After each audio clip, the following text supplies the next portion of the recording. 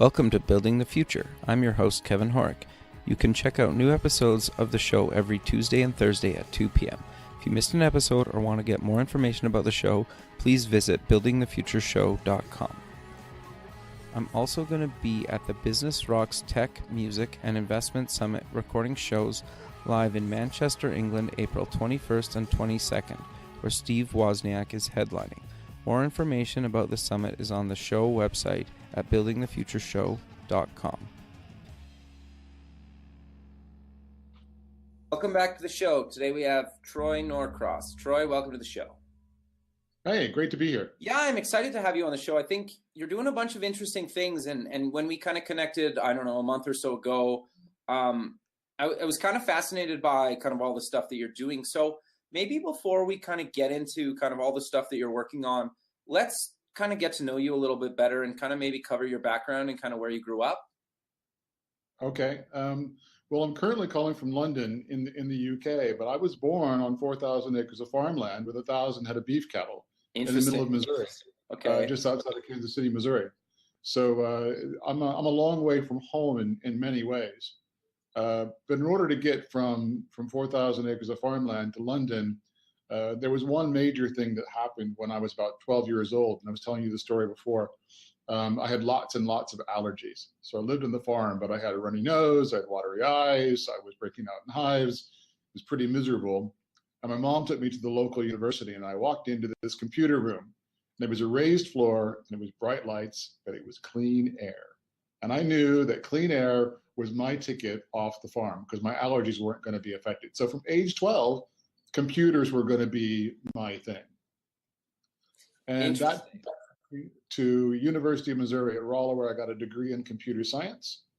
And my first job was working as a co-op student for McDonnell Douglas, writing flight simulators for military aircraft. So how was that? That sounds like really fascinating to me, actually. So that was one of those crazy things that I actually got the invitation to go to work for McDonnell Douglas. My first job was working in their computer graphics for CAD/CAM and design. I love computer graphics. I then moved on to a different kind of computer graphics and went to flight simulation and started working with silicon graphics computers, now called SGI, which at that point in time were really kind of very far out there, but it was in the world of video games. So at home, people were playing kind of Atari, and I was playing in 30-foot computer simulation domes doing flight simulators. So when I came home, I didn't want to play the video games anymore because I was doing the world's biggest video games.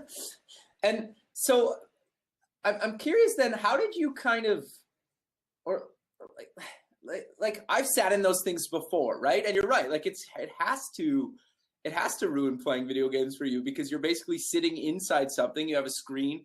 Did you have kind of like the full like panel of screens, or like what did it kind of look like? So this was back in 1987 and 1988, and we had the very first touch screens, and we were using projectors and rear projecting onto the touch screen. And so rather than having the full cockpit, I was responsible for writing the virtual cockpit. So I had the virtual heads-up display, I had the virtual altimeter, I had the virtual knobs and buttons and switches. And you used to drag your finger up and down and pull the buttons in and out, and then the computer graphics would change the representation, show that the button had been switched. That's very cool. That I'm jealous. Do you still have like screenshots or anything of that stuff, or photos? I have an old piece of cardboard showing, that particular program, because this was one of those things that was called the virtual cockpit, because 1 minute it was an AV-8B, right, and then it was an F4, and then it was an F-15, and each one had a different cockpit. And so I still have some of the screenshots from that. That's really cool. So what happened, or what did you end up doing once you kind of left that company? So the computers that I was programming on were Silicon Graphics computers, and I went to work for Silicon Graphics. Okay. So how did you kind of make that transition? Did they reach out to you? Did you reach out to them? I reached out to them. They were coming and doing training sessions, and I liked the company and I liked people so much, and I went to work for them as a pre-sales engineer in Dayton, Ohio. And I did that for 2.5 years. And then I became a salesperson and I started selling computer systems at Wright-Patterson Air Force Base, and they used to sell computer systems from SGI to the government for satellite image processing. Okay, interesting. That's quite an interesting job. So how did you what was your kind of day-to-day, I guess, look like? So day in and day out, when I was doing pre-sales engineering, I was lugging around 200-pound computer systems in the back of a Saab that was the car of my sales guy. And we'd drive all around Indiana, Ohio, and Pennsylvania and do demonstrations of these high-end 3D graphics computer systems. And so that was kind of my day job. So you basically had to look, I'm sure it was a pretty big computer, and you had to haul it together, set it up. It probably took what, half hour, 45 minutes to maybe set up between loading and unloading and setting up? Oh yeah, absolutely. Yeah, we actually had hospital kind of gurneys that we used to bolt these computer systems to and then throw them into the back of the cars and move them in and out and around. And they used to break because the cars would bounce along and the boards would come unseated. So you had to take the computer apart and reseat the boards back in to make sure that everything would boot up and run. But in the process of all of that, I got really good at Unix and Unix systems administration. Okay, interesting. And being in the Midwest, there were very few people that understood Linux or Unix or anything of that sort. And I was the Unix guy. So anybody had any problems, they would call that Unix guy. And so I actually got the domain name unixguy.net. Interesting. Okay. So I'm kind of curious then how so you did that for a while and then kind of what did you end up doing after that? So I did Unix systems administration. I worked for a local Indiana telco for a while. I made the jump to Silicon Valley basically a month before the bubble burst. So I went out there April and the bubble burst in May. And I was kind of watching all of Silicon Valley go into meltdown in May of 2000. And I said, okay, do I go back to the Midwest or do I kind of stick it out? I'm out here in the Valley. Let's find something to do. And I joined OpenWave Systems at that point in time. And that was in October of 2000. Okay. And that was when I made the jump into telecoms. And this is selling to people like AT&T, like Sprint, but doing it on a global basis. And I was a global solutions architect. And I led a team of other 8 architects, around the world, Hong Kong, Europe, Canada, North America. And that was a good ride. I made the jump to living in Amsterdam while I was working for them. So 2 weeks after 9/11, I was one of the first people to take an international flight. And that was because I was moving from San Francisco to Amsterdam. Oh, wow. Interesting. So that was my big shift into telecoms. Okay, so how long did you kind of do that for? So I did working for OpenWave for 5 years. I then moved to London in 2004 to set up a little business doing SMS campaign permission management, trying to prevent consumers from having too much SMS spam. Okay. In 2007, I went to work for Nokia, so the mobile device manufacturer, the handset manufacturer. I worked for them for 5 years. Okay. And during that time, the last project I did was launch a service in India, working with a software company I think you know called Intuit, makers of QuickBooks. They actually have an office in the city I live, so yeah, I've heard of it. So that's kind of how I've been bouncing around. And I left them in 2012 as Nokia was on the decline, and I've been doing freelance digital strategy and innovation work and working with startups for the last 4 years. Sure. No, that's awesome. Maybe we'll kind of cover that in a bit, but I'm curious to know about the conference that you're putting on. So the conference is really, really interesting. It's called Metamorphosis, A Balanced Future for Media. Okay. What's the web address for people that want to check that out? Sure. It's www.metamorphosis-conference.com. And if you don't put the dash in there, you want it in a women's conference in Houston. So it's definitely metamorphosis-conference.com. Okay. So what's that about?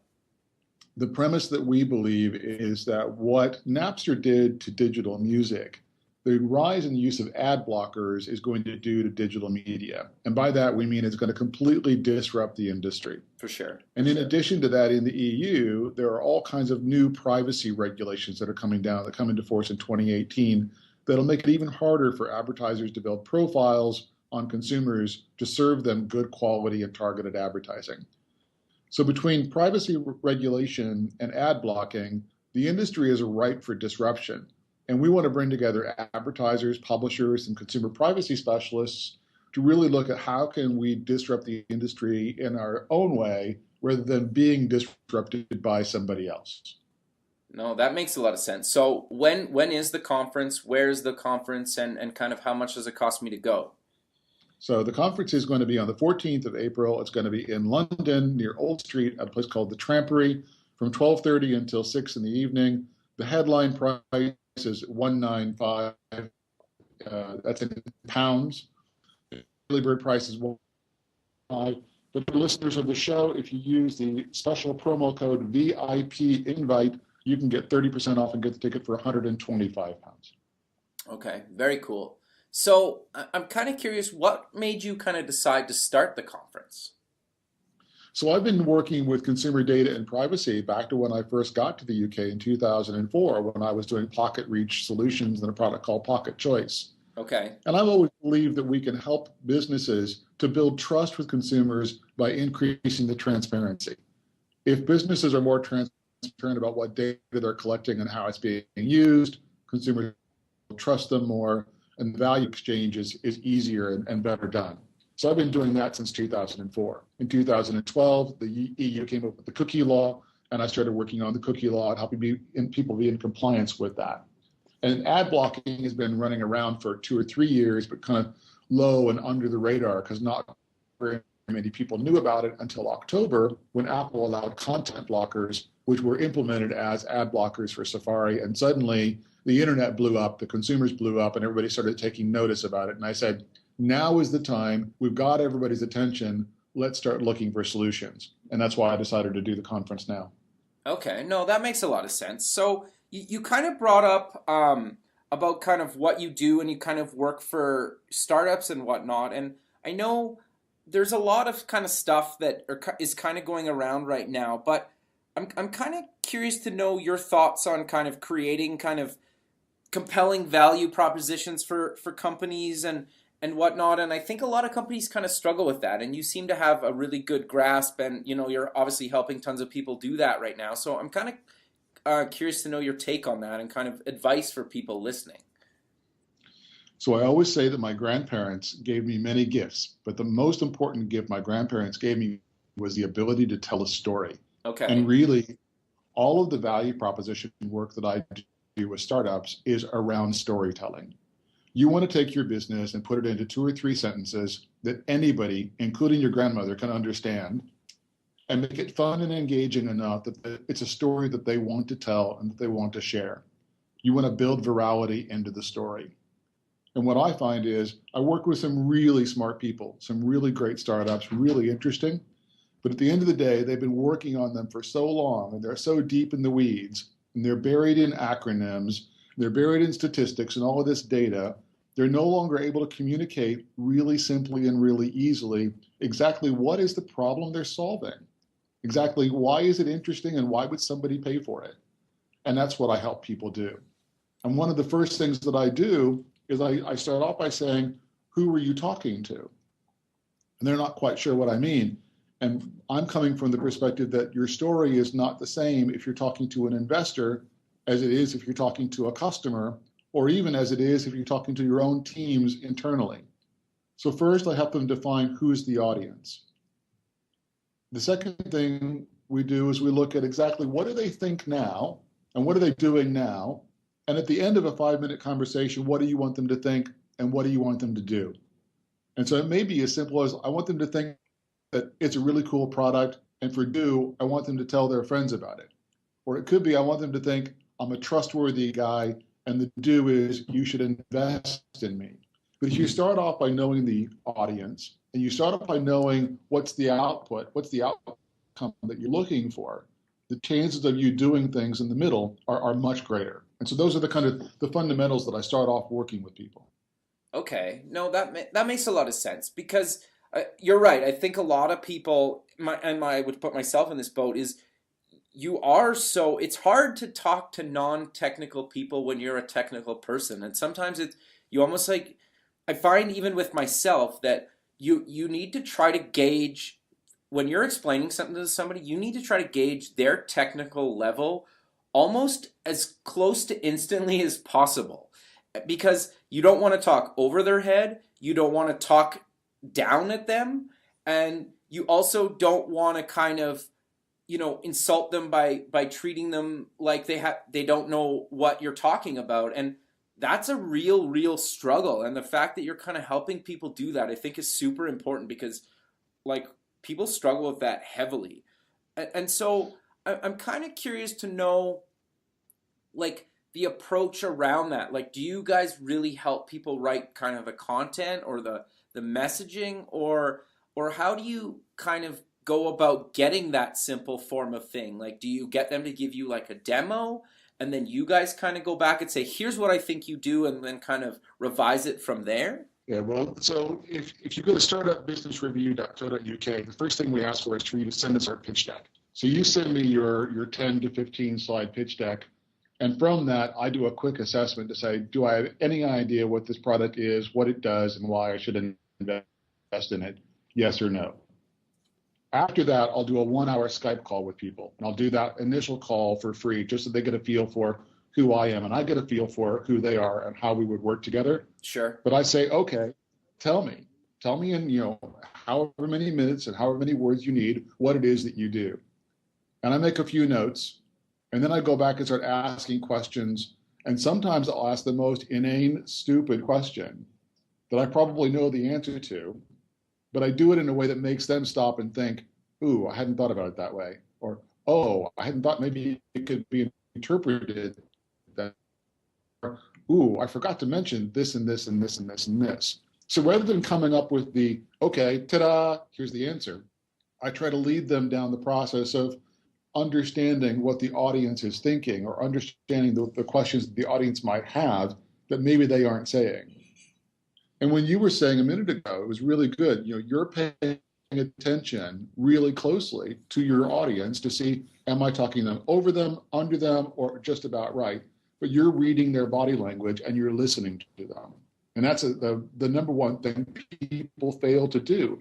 They're so wrapped up and they're so excited, they're so energized about, let me tell you my story. They forget to pay attention to the audience and engage with the audience and listen. And so those are a couple of things that I try to do when I work with people.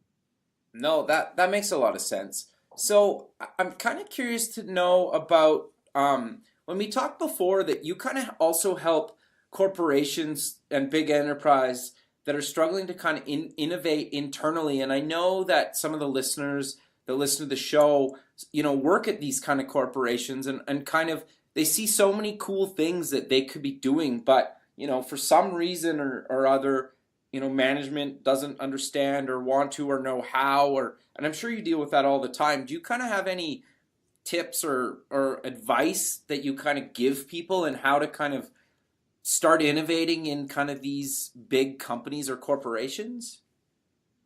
Yeah, and it's absolutely a huge challenge. So there are a couple of things that are happening. Number one, the word innovation is getting to the boardroom. Okay. That means that the board of directors of these larger companies are beginning to realize that innovation is important. Now, the problem is many of them don't have any idea what innovation actually means, but they know innovation is important. So they go to the CEO and they say, thou shalt innovate. And so the CEO puts together a program of innovation. But the problem that they usually run into is they didn't get the rest of the company to come along on the journey, and they have no idea what success looks like at the beginning. All they know is they should do something that looks like innovation, so they hire an innovation manager, they do a little innovation theater, and 2 years later, the CFO walks around the corner with a spreadsheet and a big red number and said, you spent how much and you've done what? And so when I try to talk to these companies, I say organizational readiness and a commitment to actual innovation involving working directly with customers to identify their challenges and their needs that you might satisfy, and allowing for the fact that you might build something that doesn't work, and allowing for something you might build that doesn't work with your business but could be sold off, And getting the organization ready for these things is the first step. So if you're in an organization and you see opportunities for innovation and opportunities for failure, the best thing I can tell you is to make note of them, write them down, and start doing incredibly small little tests directly with consumers. Just try something. Try it on a web page, try it in a phone call, try it down at the pub. Go down and have a conversation with somebody and get a little bit of data and say, wow, if I do this, it grows our business. If I do this, it gives us a new product line. If I do this, it might give us a new way to make money that we hadn't seen before.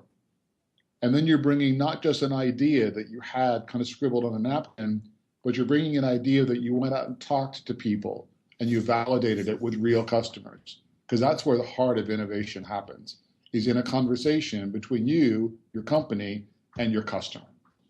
Sure. No, I think that's really good advice. And like over the years in my career, I've worked with kind of a handful of big corporations and whatnot. And it seems like majority of people in the company want to do innovative stuff and they want to try new things. It's just if management doesn't support it, they almost feel like their hands are tied. And a lot of times they end up leaving these companies, right? And with the whole startup space and it like, I don't mean it to be in a negative context, but being in a startup or having a startup is kind of trendy right now. And I think it's awesome. Like, I don't want it to come across like I'm trying to be negative. I think it's awesome.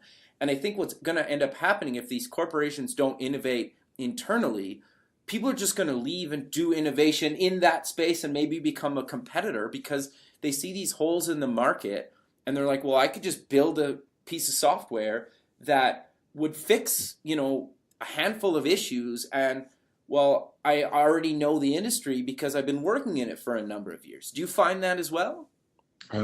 Absolutely. So you talked on two different points there that I want to pick up on. Okay.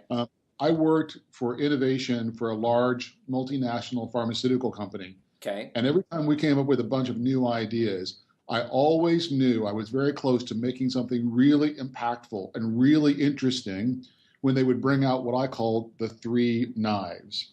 Okay. And the three knives are called legal, regulatory, and compliance. Because if you started doing anything that was interesting, the legal people would come down and say, oh my gosh, the risk of that is horrific. You can't do that. And regulatory would come around and say, oh my gosh, the FDA will come down on us like a ton of bricks if you do that. And compliance will come along and say, oh my gosh, the shareholders will be horrified if we actually did that. So I knew I was actually making real progress if they brought out the knives. Interesting. You're finding that more and more people inside the organization want to try different things, but the organization is inherently risk averse. The organization doesn't want to embrace risk or do risky things. The organization wants to do the same thing more efficiently. And that's the difference between innovation, where there's risk, and process improvement, which just makes the existing machine kind of go faster. Now, the part about startups, you're right. The best and the brightest are going to abandon the shackles of the big corporates, and they're going to go off and do some things in startup land where they've got more flexibility, more opportunity, and they can do really fun things, and they can make a huge difference. What we find here in the UK is, and I think probably in the US as well, sure, companies are starting to partner with startups. Well, I think they kind of have to. Well, they do, but this is where they're actually kind of bridging the gap, is they're finding startups to do pilots with, or to partner with, or to invest in, because the startups can be lean and nimble, and they can do fun things, and they can try different things that the big corporates just can't. Sure. And so by doing that, they actually build a better environment internally. The organization starts to change and, quote unquote, gets infected with the startup thinking and the startup ideology and the startup mentality. And the whole organization improves, and some startups get to come along and get great customers or get great investment from these big corporates. So there's really great synergy happening between big corporates and startups. Yeah, no, I think that makes a lot of sense. And I wish I remember who told me this, but they were working at a big company and they had this poster printed out and they put it on the wall in their office. and it said, "Look out, Silicon Valley's coming," just to always remind them that basically like they need to keep innovating. And they were a large company. I wish I remember who they were. And I thought that was like brilliant because it makes a lot of sense, right? Like there's so many industries that young people are just like, I don't really care. I'm just going to build this thing and I'm going to see what happens. And if it takes down these kind of giant corporations, they don't really care, right? I think it just got me really kind of thinking about that. And I thought, it makes a lot of sense because I know there's a lot of guys doing like banks where there is no like brick and mortar bank anymore. You just do everything online. And there, it's starting to happen in kind of like the insurance industry and a bunch of other kind of old school industries that where they don't even need these brick and mortar stores. And most people, you could just handle most of the stuff like almost online or through an app or kind of a combination of both. And like, I don't know about you, but personally, I don't even really like to call like even my cell phone provider, right? Like sometimes I just chat with them online, right? Or I just look online and do this stuff. Like I don't really go to a store anymore to buy a phone. I just order one from Google and it shows up in a week. Yeah. Bill Gates, I think, was the one who made the quote that banks are not necessary, but banking is. So that's perfect. Really, really sums up this transformation that's happening in the way that we engage with financial services, which includes insurance as much as it does with banking. And what Amazon is doing with 1 hour delivery. Yeah. There's no more a need to go anywhere. You can order it from Amazon through your Amazon Echo, and it shows up in an hour on your door. Or there's a way that you can actually tweet the pizza emoticon to Domino's, and if you're registered with Domino's, your pizza will show up just because you sent a tweet. So there are all these new ways of engaging with these services, and it's good for companies because it's automated. It's not always perfect because sometimes you really need the human touch. Sometimes you need to speak to a human being. And in that space, you're talking about doing chat. Yeah. And chat is better than telephone. Totally. In a lot of ways, until you start realizing that in the next 2 to 3 years, artificial intelligence will be who you're chatting with and you won't know it. Totally, which is mind-blowing, but I kind of love that idea. Yeah, but it'll handle the first 20-30% of the conversation, and once it's assessed what the real issue is, if it needs to get a human being to continue and take over the chat, then it will transfer you to the next person in the supervisor list, which will actually be a real person. But if it solves my problem, fantastic. Totally. I know, like, the one thing that I've really realized lately, like, I'm an Android user. I have an iPhone and whatnot, too, but I prefer Android over iOS. And Google has been traditionally awful at support, but the last, like, 6 months, maybe even a year, like, in most of their apps, and there's, like, a support, and it'll tell you, like, okay, emails, if you send us an email, we'll answer you within, like, 2 to 4 hours. There's, like, a call me button, and it tells you how long it'll take for them to call you. So you don't even have to like sit on hold anymore. I just hit like call me and literally I just like look at my phone and like 10 seconds later the phone rings. Like it's getting to the point where everything's just becoming so on demand, even customer support, where I think in a few years the days of just kind of even calling a number, it's just like I'm just going to hit a button on my phone and they're going to call me when, they have a free time, whether it's instantly or in 20 minutes or whatever, right? It's like, and maybe we're just getting a bit lazy, but I think like corporations need to start to think about this stuff, right? But go to the next level. Go to the next level. The next level says you're not going to press any button at all. You're going to wave your hand and your VR headset is going to, knock on the door and a virtual assistant is going to walk into your virtual reality home. Totally. To give you virtual reality assistance with whatever problem you're having, whether it's Microsoft HoloLens or whether it's Facebook's VR or the new Samsung VR or the one from Vive from HTC. I mean, virtual reality. I just got back from Barcelona at Mobile World Congress, and virtual reality was huge. Internet of Things was huge. Sure. And neither one of those are inherently mobile, but they're the two big things that were really big at the conference. Yeah, no, that's totally true. I know, like I've had a couple people on the show already that are kind of in the VR space, and you're right. Like we have an Oculus here, and I've played with it a bunch, and it's interesting. And the Hololens to me is actually probably the most fascinating, just because, like you just mentioned, like if you're literally having problems and you can like put on these glasses and somebody walks you through your problem like live virtually in your living room, that's very cool. So one of the other businesses that I'm doing is called See and Fix It. Okay. And the strapline is called We See It, You Fix It. Okay. And we do, during a live Skype video call, basic home repairs. Okay, so interesting. If your dishwasher won't drain, point your phone at the dishwasher. We'll look at the model, we'll look at the PDF guide, and we'll tell you what buttons to press to get your dishwasher to drain. And then we'll save you the call out fee because we're able to do it and able to see it. And I did this the very first time with my dad, who had somehow knocked a cable loose on his stereo and it wasn't working. He's in the middle of Missouri and I'm in London. I'm like, well, point your phone at the back of the stereo and let me tell you which cable to reconnect. Sure. And I fixed it for him. That's awesome. You know, so this whole video self-help thing is live and it's real. And doing that with HoloLens is kind of taking, again, that to the next level. No, I think that makes a lot of sense. It's actually the whole space. I think we're at like the very early stages, and like I know I've read articles and stuff where they basically say we're at the very, very beginning of like the whole tech revolution. Yeah, which is really frightening. But absolutely, I agree. Yeah, it is really frightening. And the other thing, and it sounds kind of stupid to say, but it bugs me that like I will not be able to play with the stuff that gets invented long after I'm dead. Like I'm just so fascinated by that whole thing, right? Like I love my tech gadgets and the whole technology thing, and it's interesting where kind of things are going. And I think kind of just to kind of get back to what we were talking about with corporations, like they almost need to be thinking about this stuff and maybe even starting their own kind of incubators internally just to keep their top people and keep their top people interested and kind of basically so they don't become irrelevant. Do you find that?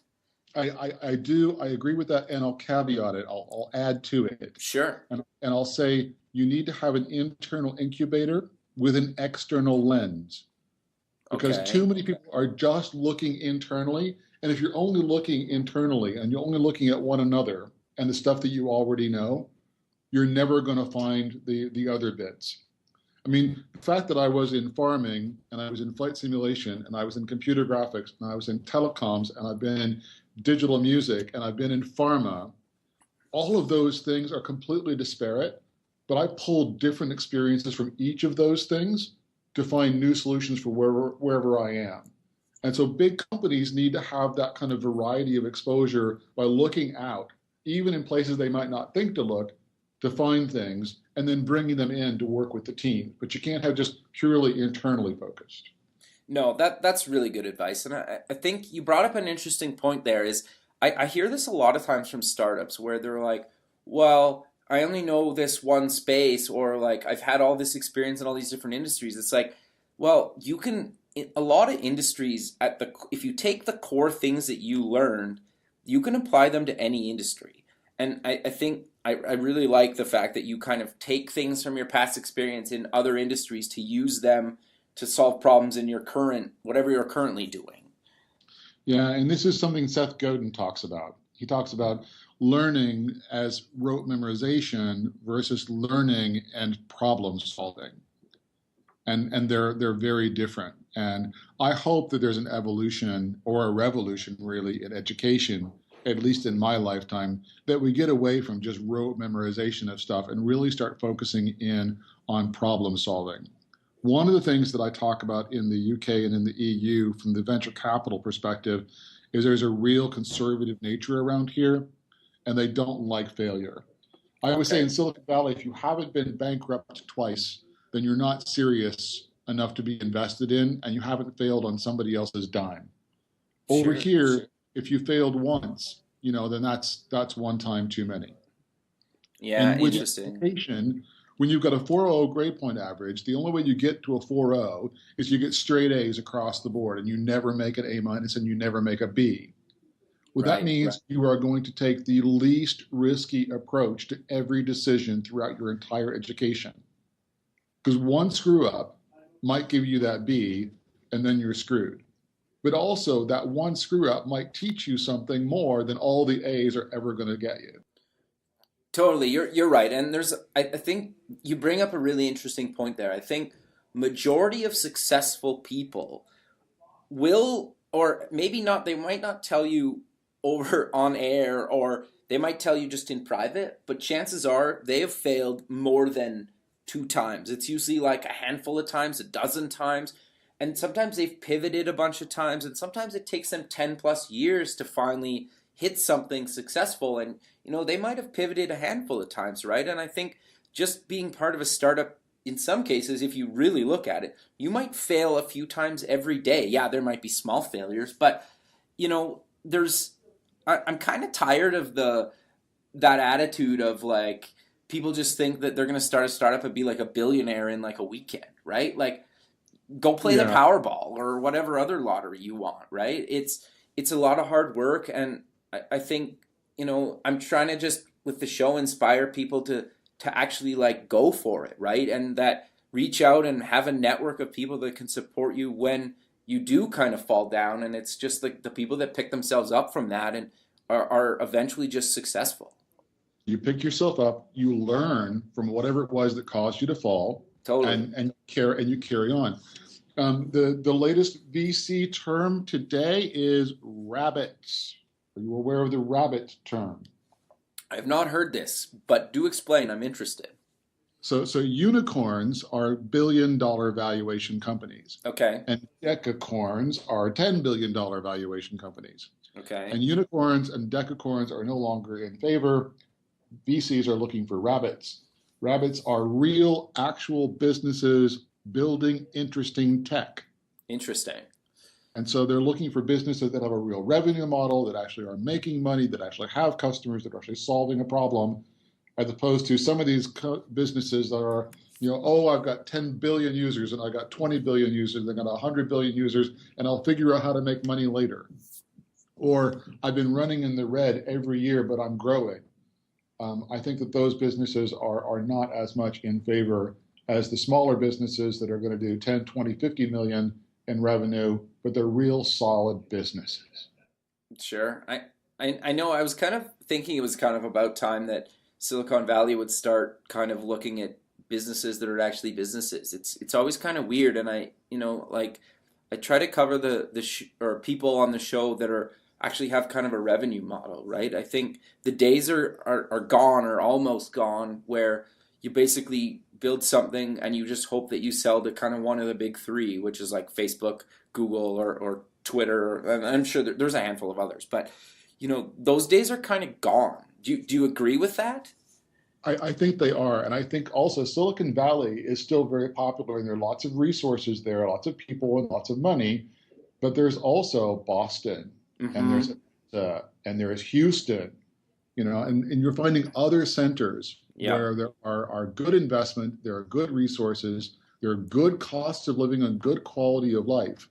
And so it's not exclusively the Silicon Valley thing anymore.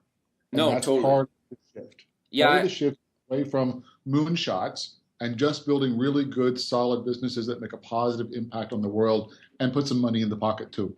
No, totally makes sense. And like I was just down in Florida actually, and a bunch of people that made a bunch of money kind of in the Northeast have moved kind of down to sunny Florida. Why not? And started almost like venture firms down there. And they said, like, it's still kind of early in some of these places, but they're funding companies. They're doing well. There's a lot of money in there. I know like Atlanta, the city's pumped in a lot of money into the startup space, and other cities, like you mentioned, across the states. I know like Oregon and kind of Portland and even like Seattle are kind of getting a lot of funding as well. And people are moving to these places because the cost of living is so much lower and quality of life's better. And well, I shouldn't say better, but to some people it's better. And, so you're right. And a lot of people can't move to Silicon Valley, don't want to move to Silicon Valley for a number of reasons. And in some cases, you don't really need to anymore to be successful in a good, popular startup that's doing really well. Yeah, but to your point, some people are still wanting to play the Powerball and become the next Zuckerberg. And if that's your focus, then you're going to have to put everything on 23 red, move to the valley, and do everything that you want to do. Totally. Other people simply want to have $100 million business, which is nothing to sneeze at, and you can build several of those at various places across the U.S. and at various places across Europe as well. Sure. So I think it's about getting right sized in your expectations, and then building the right team and the right business idea around it. Yeah, no, I 100% agree with you. But Troy, we're kind of running out of time, so maybe let's close the show with kind of promoting where people can find you online, the conference online again, and any other social media links you want to promote. Well, I really, really appreciate this. It's been a really, really great, engaging conversation, and I look forward to doing it again with you. Yeah, I would love to have you again. So the Twitter handle is at Troy_Norcross. You can find about.me/Troy.Norcross, which has links to my LinkedIn, my Facebook, and my Twitter all in one place. If you're a startup and you want to have me give you a quick review on your pitch, check out startupbusinessreview.co.uk. And if you'd like to attend the Metamorphosis conference in London, don't forget the discount code VIP invite, and it's metamorphosis-conference.com. Really appreciate all those plugs. Awesome. Well, Troy, thanks again for doing this. I do think we should put together another show at some point. You're doing a bunch of things. We could probably put together a number of shows to cover everything and talk about a bunch of things. But again, I really appreciate you doing this. I look forward to kind of staying in touch with you, and who knows where the future holds, I've got one more thing I want to say, just to kind of a wrap up. Sure. You know that story about me when I was 12 years old? Okay. And I went to the local university. I walked away with a Snoopy calendar that was made on a dot matrix printer from a program that was submitted into the machine with punch cards. And that was back in 1977. Sure. And now we're talking about HoloLens, virtual reality. I mean, just the changes that have come along in my lifetime in tech are amazing. And I'm a bit jealous, like you, that there'll be another whole generation of tech that I may not get to play with. But I had a wild ride so far, and look forward to the next round as well. So thanks again. Yeah, man, that's awesome. Yeah, all right, man. We'll talk soon. Take care. Bye. Hey, bye. Thanks for listening to the show. The music for the show is done by Electric Mantra. You can check them out at electricmantra.com. Until next time, keep building the future.